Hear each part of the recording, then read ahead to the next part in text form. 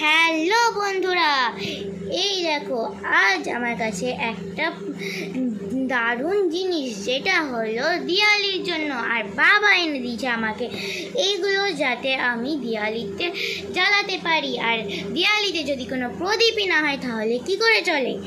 আর এই প্রদীপগুলো বিনা সর্ষের তেলেই চলবে। সেটা আবার কীভাবে, চলো তোমাদের দেখাই।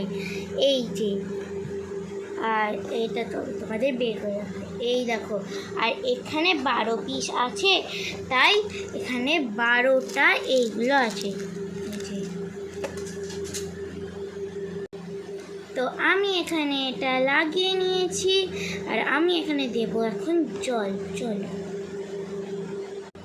এই দেখো আমি এখানে এখন দিচ্ছি হালকা একটু সামান্য জল, আর এটা জ্বলে উঠলো। এই যে, আর তোমাদের চলো লাইট বন্ধ করে দেখাই। এই দেখো, এই যে আমি জল এখানে ফেলে দিয়েছি, তাই প্রদীপটাও বন্ধ হয়ে গিয়েছে। আর এই প্রদীপগুলোর দাম মাত্র 150 টাকা।